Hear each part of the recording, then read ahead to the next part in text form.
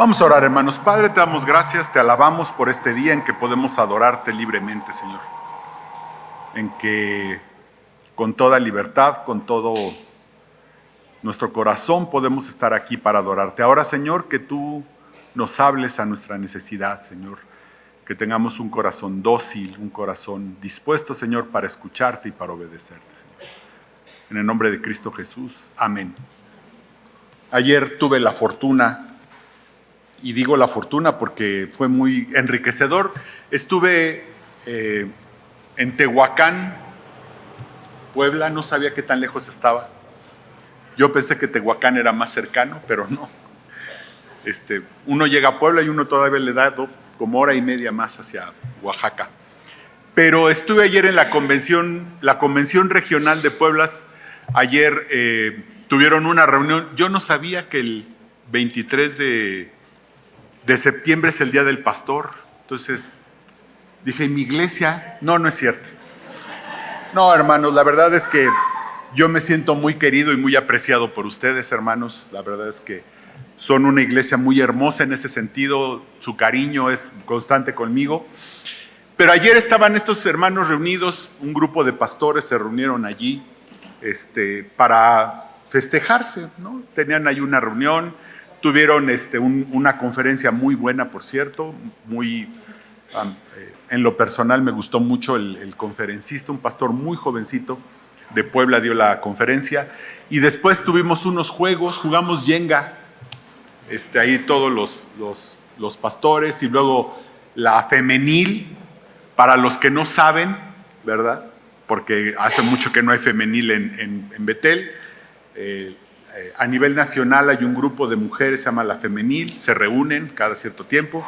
La Femenil organizó ahí unos juegos para las hermanas y ya después nosotros tuvimos la oportunidad de plantear un proyecto que traemos aquí en la iglesia, que ya se los daremos a conocer más adelante junto con el plan de trabajo que tenemos. Pero fue muy enriquecedor estar allí, hermanos, porque pastores que venían de la Mixteca, ¿cómo se llama?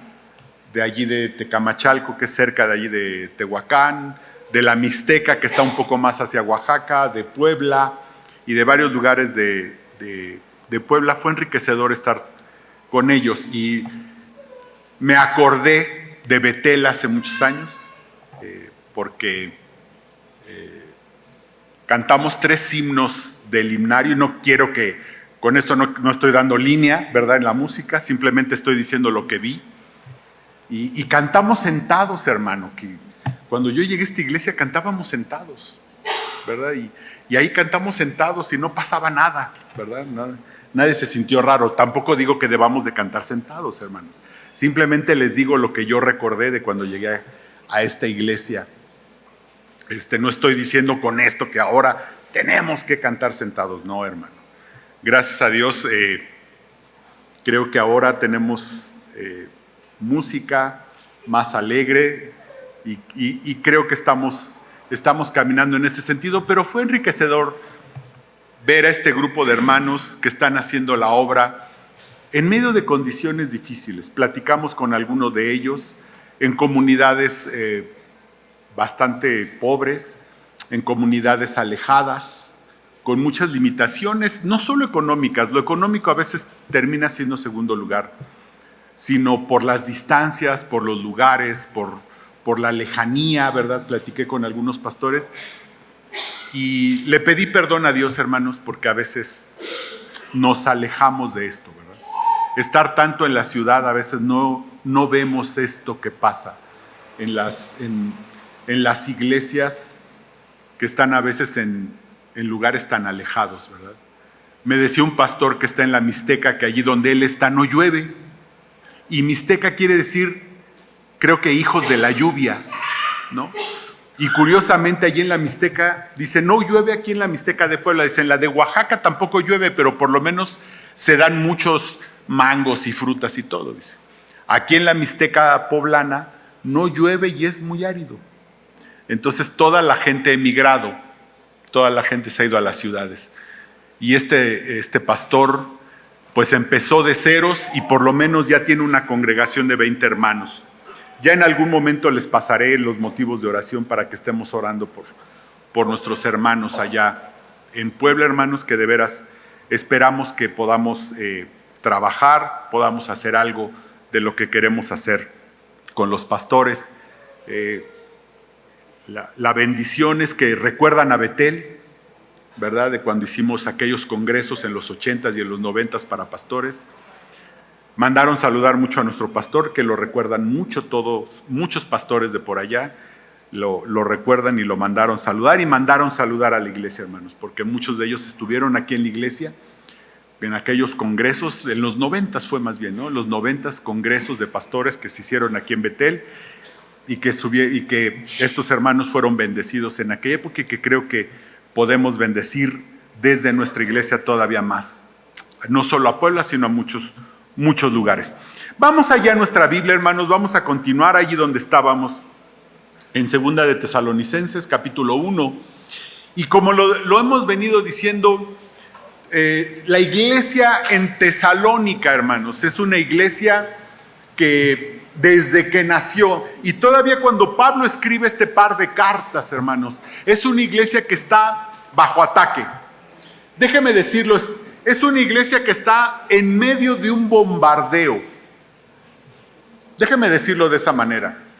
Es una iglesia que está en medio de un bombardeo. Es una iglesia que está atribulada. Seguramente está siendo perseguida, ¿verdad? No solamente, seguramente cada miembro tenía sus propias tribulaciones, pero es una iglesia que está seguramente siendo perseguida. Nació en medio de persecución, hermanos. Incluso cuando Pablo sale de Tesalónica y se va a Berea, pues hasta allá hombres ociosos fueron a perseguirlo. A Pablo, imagínense cómo eran los de Tesalónica, que fueron a perseguir a Pablo aún hasta Berea. Entonces, es una iglesia que está bajo ataque. Y Pablo, como les dije la vez pasada, Pablo está escribiendo estas cartas para consolar a la iglesia. Está ayudándoles a entender por qué estamos a veces los cristianos bajo ataque. ¿Por qué los cristianos a veces enfrentamos tribulaciones?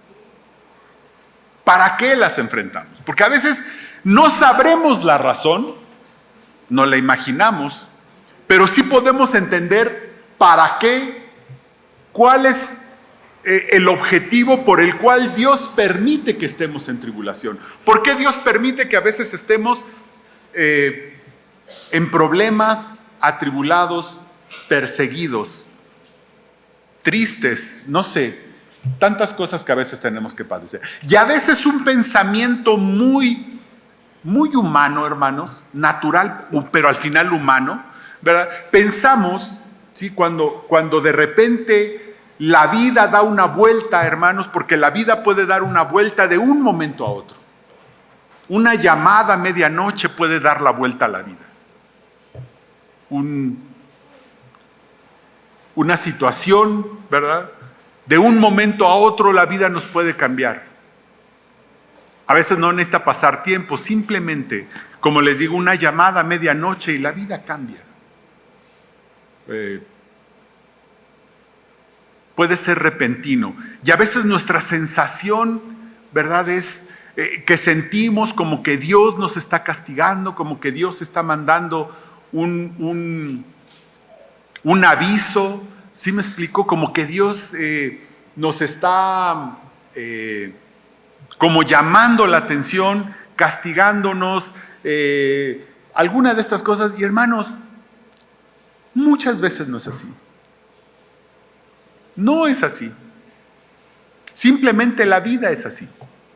En la vida pasan cosas y pasarán cosas. No hay un hecho así de causa y efecto. Es que yo hice esto y por lo tanto Dios ahora mandó esta situación como para llamarme la atención, como para castigarme, algo así. No necesariamente, hermano. Y muchas veces no es así. Simplemente la vida da un vuelco. Tampoco Dios nos prometió una vida sin problemas. Eso no es cierto. El Señor Jesucristo nos dijo: en el mundo tendréis aflicción.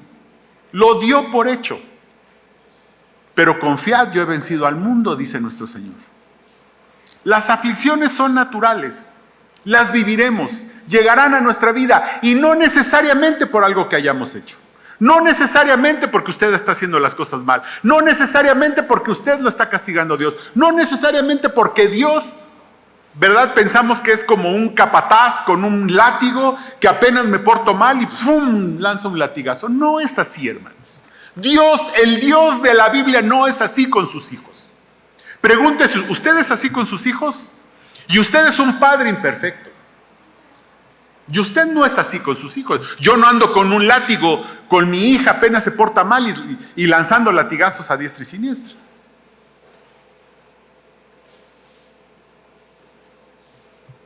Yo amo a mi hija. Usted ama a sus hijos y no quiere hacerlos sufrir. Usted no quiere hacerlos sufrir. Usted sabe que van a sufrir porque la vida es así. Pero no es que usted quiera hacerlos sufrir. Lo mismo, Dios no nos quiere hacer sufrir. No es que Dios esté con un látigo queriéndonos lastimar. Y hay muchos cristianos que ante estas circunstancias voltean a ver a Dios y siempre lo culpan, ¿no? Ay, Señor, ¿por qué me mandas esto? Ay, Señor, ¿por qué estoy viviendo esto? Y hermanos, la vida es así. Así es la vida. La gran bendición, hermanos, es que las circunstancias de nuestra vida no toman a Dios por sorpresa. Si usted cree que el Señor de repente dijo, ay, híjole, no la vi venir, pues no, ese no es Dios. Dios sabe perfectamente bien lo que hay en nuestra vida, lo que va a pasar, y si Él lo va a permitir. Y nada más pregúntese, ¿usted puede detener todos los sufrimientos de sus hijos? No. A veces quisiéramos ahorrarles todo el sufrimiento a nuestros hijos. Pero en primer lugar, ni podemos ni debemos ahorrarles el sufrimiento. El sufrimiento tiene un propósito. Allí en 2 Tesalonicenses capítulo 1 versículo 8 dice esto. Pablo sigue diciendo, esto es demostración del justo juicio de Dios para que seáis tenidos por dignos del reino de Dios por el cual asimismo padecéis. Porque es justo delante de Dios pagar con tribulación a los que os atribulan. Y a vosotros que sois atribulados, daros reposo con nosotros, cuando se manifieste el Señor Jesús desde el cielo con los ángeles de su poder, en llama de fuego para dar retribución a los que no conocieron a Dios, ni obedecen al Evangelio de nuestro Señor Jesucristo. Déjeme decirle esto.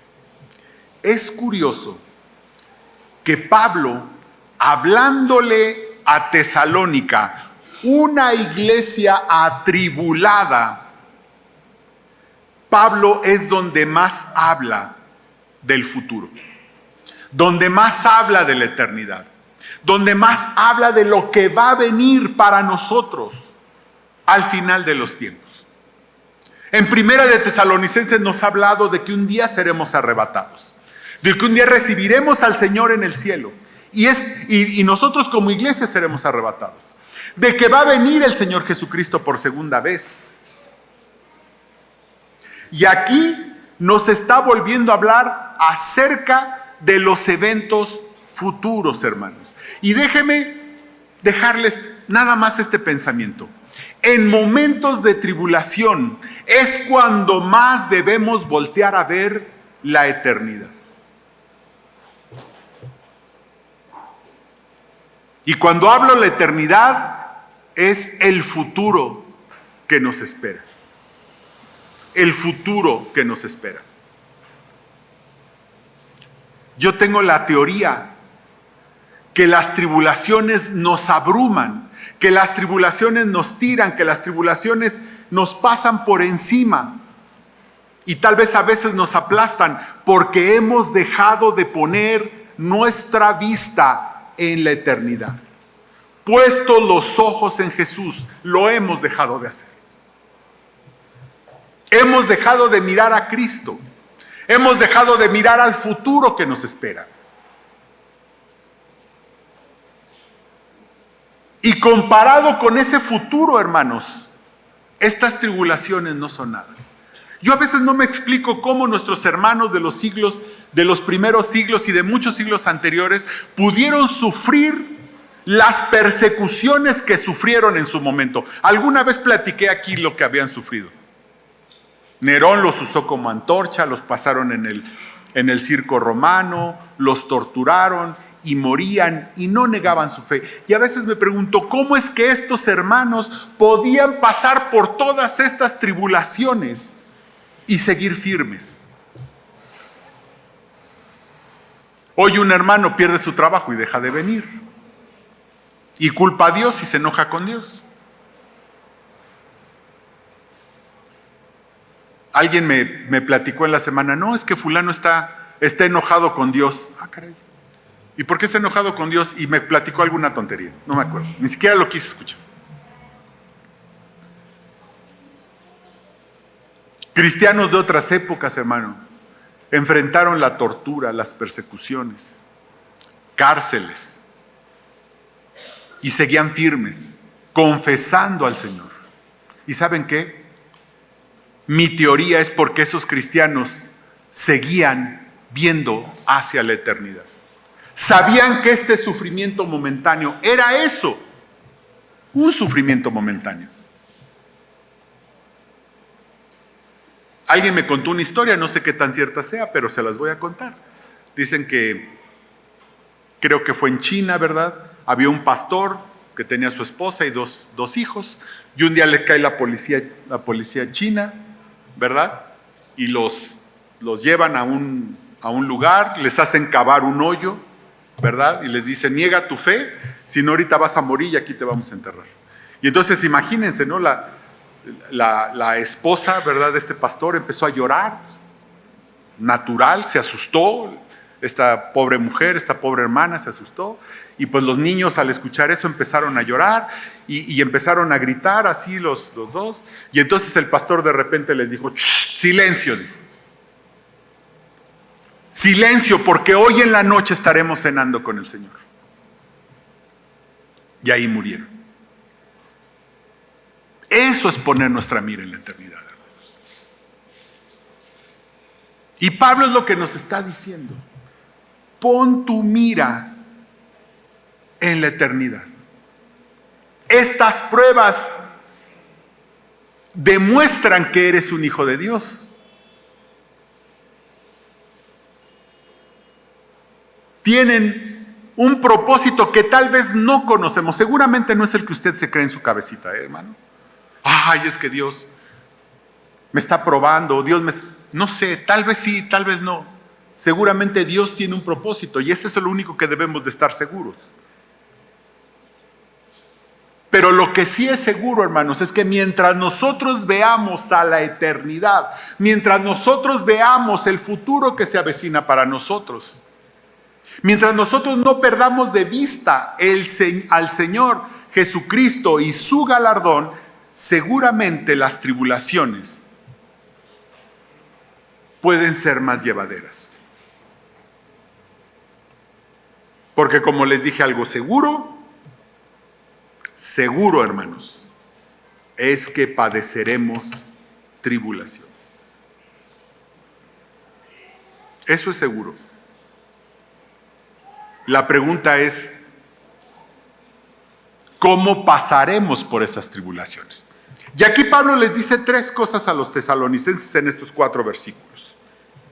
En estos 4 versículos,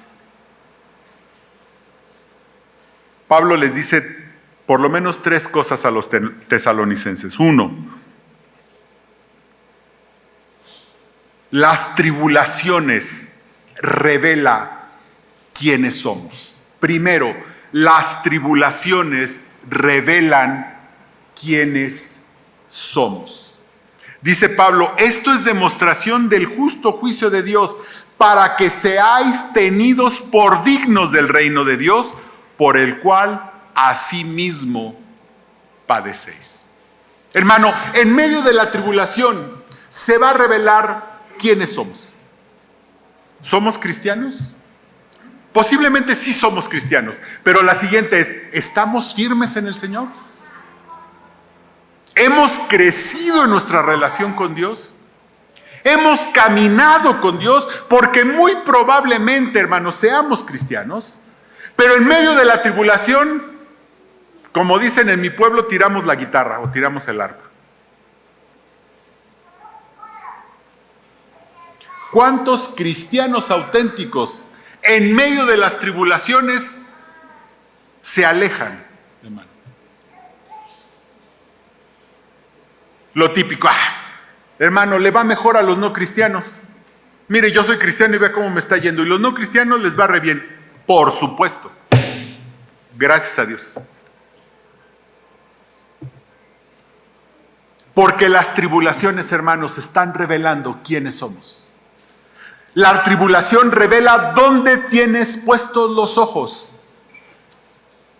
¿Dónde tienes puestos los ojos?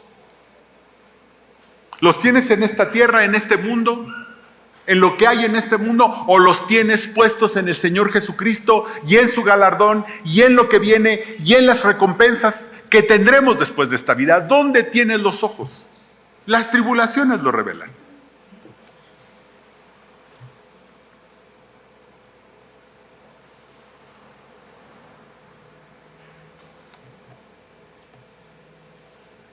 Sé que no es fácil pasar por tribulaciones. Todos las hemos pasado. Si ustedes me preguntan, yo quisiera no pasar por tribulaciones. Yo quisiera no pasar por problemas. Yo quisiera no pasar por asuntos difíciles en mi vida. Me encantaría no pasar, pero ni el Señor me prometió eso.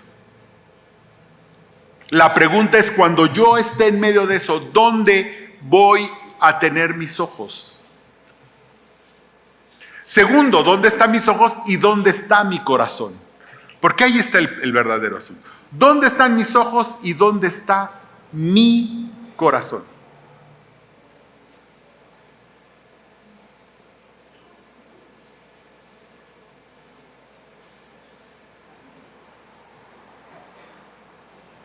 Dice el Señor Jesucristo, en el mundo tendréis aflicción, pero confiad, yo he vencido al mundo. ¿Dónde está mi corazón? ¿Estoy confiando en Dios o estoy confiando en quién soy? Porque ahí está la diferencia. Si estoy confiando en quién soy, pues sí, la tribulación es muy grande. Pero si estoy confiando en Dios, en Cristo, que Él me dijo que confiara en Él, la tribulación no es tan dura. Primera de Pedro 4:12 dice, amados, no os sorprendáis del fuego de prueba que os ha sobrevenido, como si alguna cosa extraña os aconteciese. O sea, no debe, es lo que Pedro está diciendo. ¿Y por qué se extrañan de esta tribulación? Si sabemos que tenemos que pasar por tribulaciones. No es algo extraño, sino gozaos por cuanto sois participantes de los padecimientos de Cristo, para que también en la revelación de su gloria os gocéis con alegría. Es más o menos el mismo sentido. Cuando estamos en tribulaciones, estamos participando de los padecimientos de Cristo. Este es el pensamiento que debemos de tener. Cristo, no hubo mayor injusticia y no hubo mayor castigo que el que recibió el Señor Jesucristo. Un justo que pagó por todos. Y Él padeció la cruz por nosotros. Hermano, ¿será mucho que nosotros padezcamos? ¿Un poco? Nada es comparable con esa cruz, ¿eh? Nada es comparable con esa cruz. Y Pedro dice que estamos participando de los padecimientos de Cristo. El Dios eterno que se encarnó en el Señor Jesucristo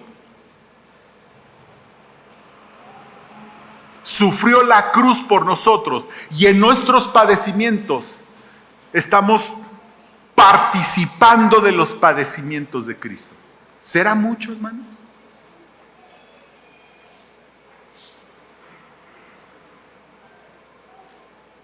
Segundo punto, tarde o temprano habrá justicia. Versículo 6. Porque es justo delante de Dios pagar con tribulación a los que os atribulan. Versículo 8.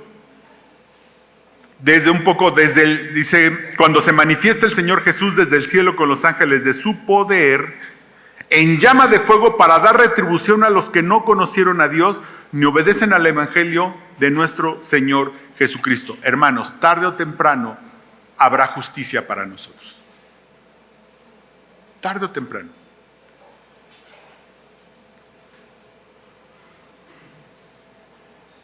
Muchas de las tribulaciones que nosotros vivimos son injustas. Son injustas.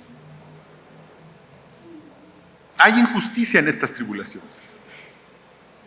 No las merecemos, déjeme decirle. No porque seamos buenos, no porque seamos lindos, simplemente es injusto muchas tribulaciones que padecemos. Mucha gente que nos persigue y nos perseguirá injustamente.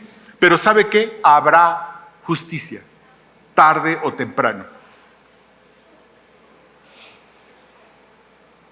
Algún día todos estaremos delante del Señor y se revelará la verdad, tarde o temprano.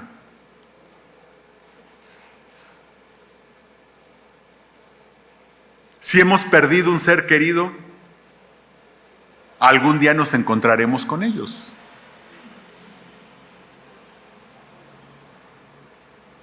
Padecemos, sufrimos, lloramos en esta vida, sufrimos, extrañamos a aquel ser querido que murió, aquel ser querido que se fue con el Señor, pero tarde o temprano habrá justicia. ¿Cuál será esa justicia? Nos encontraremos con esa persona, le volveremos a ver.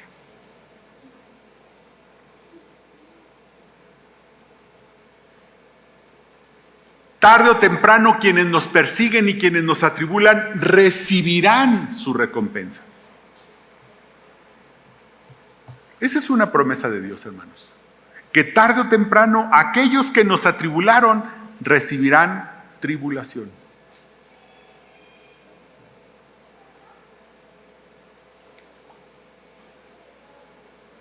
Hermano, tarde o temprano habrá justicia para nosotros. Tarde o temprano habrá justicia para nosotros. Si usted fue despedido injustamente, tarde o temprano habrá justicia. ¿Cómo? No sé. Dios sí lo sabe, pero habrá justicia.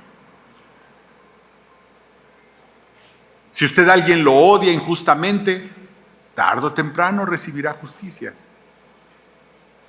Si usted a alguien lo persigue, lo maltrata injustamente, tarde o temprano recibiremos justicia. Si alguien lo defraudó, hermano, si usted a alguien lo defraudó en algún momento y eso le causó perjuicio, hermano, tarde o temprano se hará justicia con usted. Hermano, esto es lo que está diciendo Pablo. Y finalmente, hermanos, encontraremos descanso. Fíjese, finalmente encontraremos descanso. Versículo 7. Y a vosotros que sois atribulados, daros reposo con nosotros. Pablo dice que cuando se manifieste el Señor Jesús, obviamente cuando el Señor Jesús se manifieste y Él regrese por segunda vez, inaugurará 1000 años de reposo. Y por supuesto que tendremos reposo. Un día, ¿verdad? Viviremos en el reposo prometido por Dios. En esos 1000 años de reposo. De eso está hablando Pablo aquí, de este reposo. Pero hermano, nunca perdamos de vista que el reposo de Dios es descansar en Dios. Ese es el sentido del sábado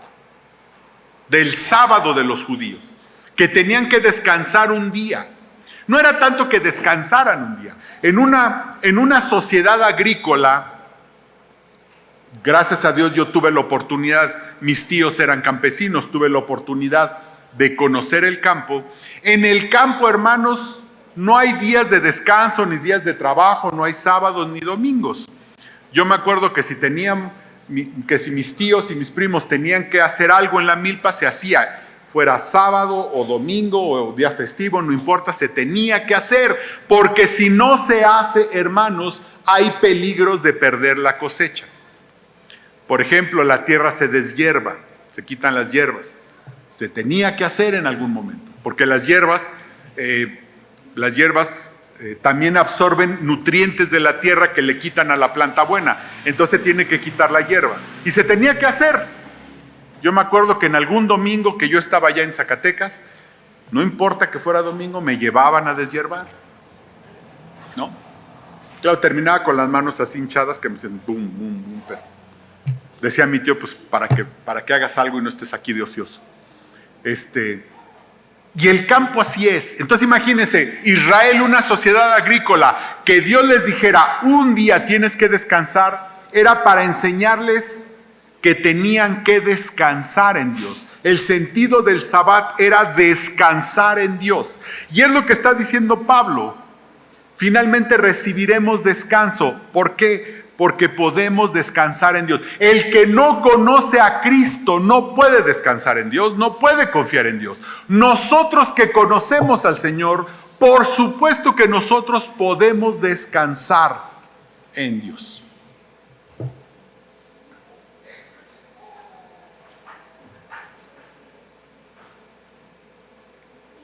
El tema es que no nos gusta descansar en Dios.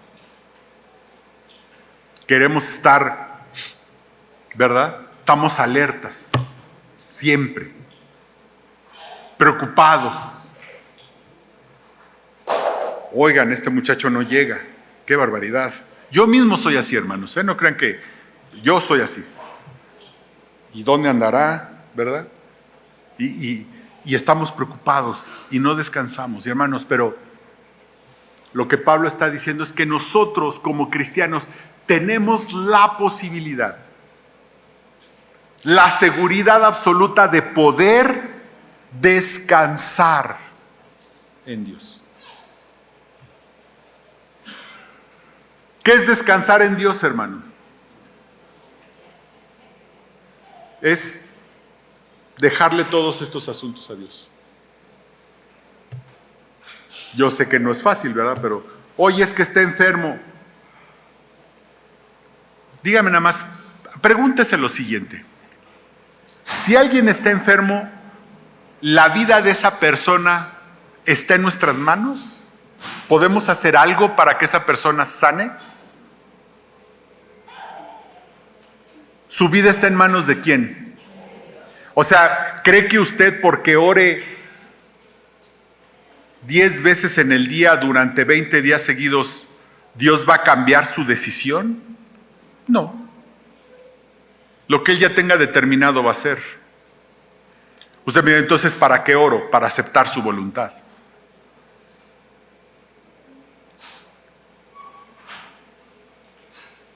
Hay una película de Tom Hanks, no sé si la vieron, se llama Los Puentes no sé qué, y entonces descubren un espía y Tom Hanks lo está defendiendo, un espía que venía de Alemania del Este, lo descubren en Estados Unidos, lo está defendiendo y este hombre está por enfrentar la pena de muerte si lo acusan y está muy tranquilo, ¿no?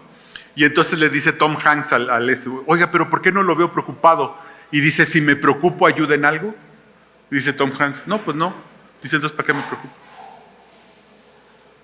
Y no era cristiano. Preocuparnos, angustiarnos, ¿trae algo? ¿Hace alguna diferencia? ¿Dios va a cambiar una decisión de lo que ya tenga determinado? Es lo que está diciendo Pablo.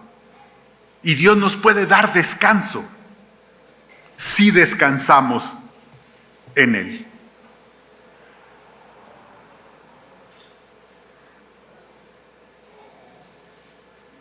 Las tribulaciones revelan quiénes somos. Recibiremos justicia y podemos encontrar descanso, hermanos. Esto es lo que en las tribulaciones podemos vivir.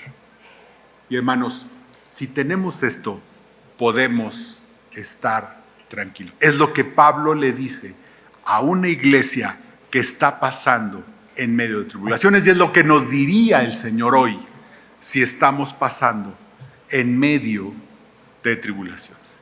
Oremos. Padre, te damos gracias, Señor. Gracias infinitas por tu amor, porque, Señor, tú nos hablas claramente, Señor, a nuestra vida. Tú nos hablas con precisión, Señor. Que en medio de las tribulaciones podamos descansar en ti, Señor. Podamos descansar en ti.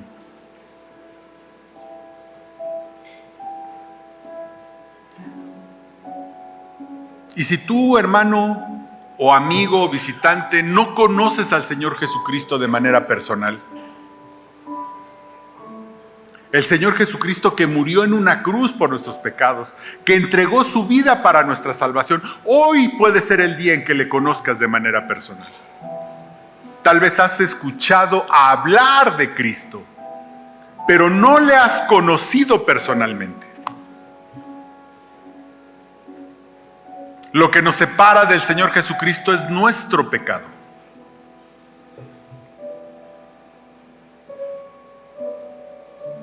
Ese pecado que finalmente nos va a llevar al infierno, pero que no tiene por qué ser así, porque el Señor nos trajo las buenas nuevas de salvación para nosotros.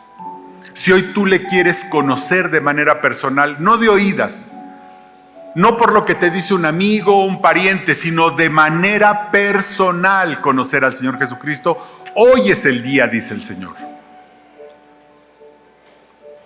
Pídele perdón allí donde tú estás. Dile, Señor, perdóname. Perdóname por el pecado que hay en mi vida. Y, Señor, yo creo en ti. Dice que si confesares con tu boca que Jesús es el Señor y creyeres en tu corazón que Dios le levantó de los muertos, dice la palabra, serás salvo. Si hoy quieres ser salvado por el Señor, dile, Señor, creo en ti. Confieso que tú eres el Señor. Dile, ven a mi corazón, Señor Jesús. Te abro la puerta de mi corazón para que vengas a Él. Díselo allí en tu corazón.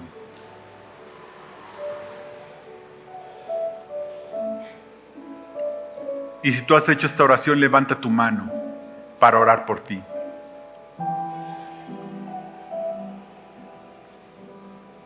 ¿Quién recibirá hoy al Señor Jesucristo en su corazón?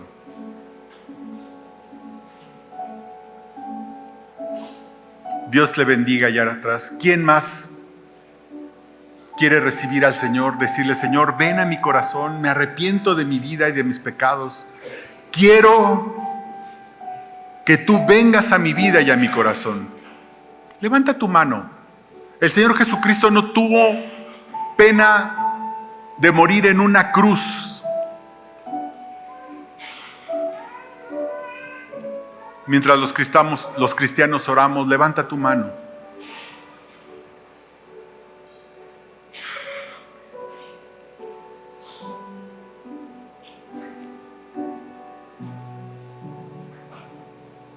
Queremos orar por ti, los cristianos. Queremos pedir a Dios por ti, por tu vida. Si no hay nadie más, sigamos orando. Y si tú recibiste al Señor Jesús, pero por alguna circunstancia no levantas tu mano, acércate con nosotros. Yo voy a estar aquí atrás. Cualquiera de los hermanos de la iglesia te puede orientar si tú has recibido al Señor Jesucristo. Padre, gracias por tu amor. Gracias por tus bendiciones, Padre. Ahora, Señor, que tú toques nuestras vidas y nuestros corazones, Señor. En el nombre de Cristo Jesús. Amén.